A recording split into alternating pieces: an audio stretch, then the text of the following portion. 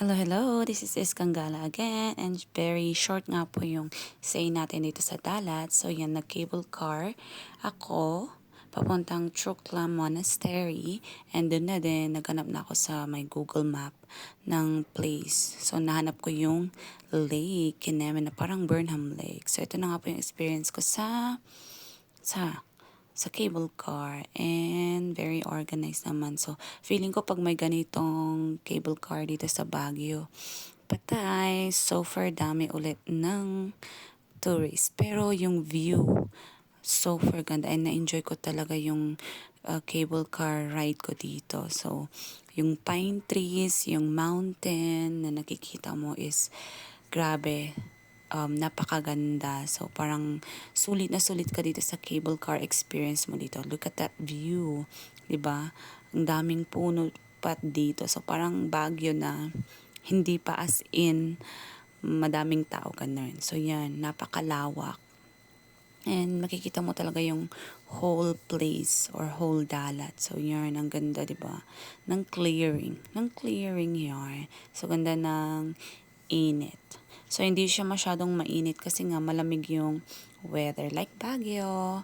And yarn, nakarating na nga po tayo sa monastery. So, yarn, malawak naman po siya. So, since nagmamadali ako, hindi ako masyadong naglibot sa whole place. So, tinignan ko lang, chinek ko lang kung ano tong monastery nila. And ang dami kong nakasabayang mga Koreans. So, ang daming Koreans actually na nag-tour dito sa dalat. So, sila yung mga kasabayan ko talaga dun sa cable car until sa monastery. So, yun, nagpa-plant sila ng flowers nung pumunta ako. I think they're fixing yung mga flowers or yung they're replanting siguro ganon.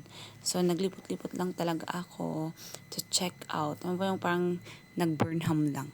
Nag-Burnham. So parang ganon kasi mga flowers, it reminds me of Burnham. And yan, may mga upuan din. And 'di ba may mga pa-fountain na ganyan, char. So malawak talaga siya, guys. And masarap maglakad-lakad dito since limited lang nga yung time natin. So yan, parang Burnham Lake, 'di ba? Green. Green pero close siya. So hindi siya parang for boating. Pero may boating station sila. Ito, pupuntahan na natin. So yan, buti nahanap ko tong gate na to. So Google Maps lang ang natin dyan, solution. And instincts ba? Instincts. So, yan, lakad-lakad. Akala ko nga kung nawawala ako. So, medyo kinabahan. So, yarn, di ba? Ang daming trees. So, di ba? Fresh air. Fresh air. And ang ganda ng view. Look at that. Di ba? Ang ganda din ng pagkakano ng sun rays. Sun rays yarn. So, yan, lakad-lakad ka talaga dito. Parang Baguio. Lalakarin mo talaga. And pag nasa ibang bansa ka, puro lakad. Na-enjoy mo pa nga pag naglalakad ka. And yan, di ba? Ang sarap umupo lang dyan. And, pakinggan yung water, waves, yung, ng trees and birds. Oh, ginawang yan. So, yan, nandito na nga po tayo. Finally! So, mga 5 minutes walk ata. Kung mabilis ka, 3 minutes. Charis. So, yan, may signage sila.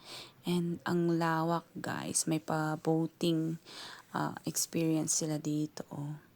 And, ganda ng view. Talagang, sabi ko, sulit yung paglalakad. And, parang dito kota na ako sa dalat experience ko. Though, ang dami ko pang hindi mapupuntan.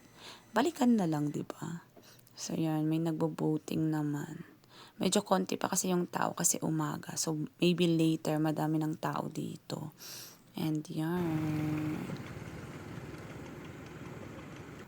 Guys. Diba? Oh. Sino ba namang hindi may in love sa place na to? Fave place ko ng dalat. Char. And yan. Ganyan. Diba? Ganda pa nung bundok-bundok nila. Hindi kalbo. Hindi kalbo. Pwede ka lang talagang tumayo dyan. O may upuan pa dyan. Yan lang.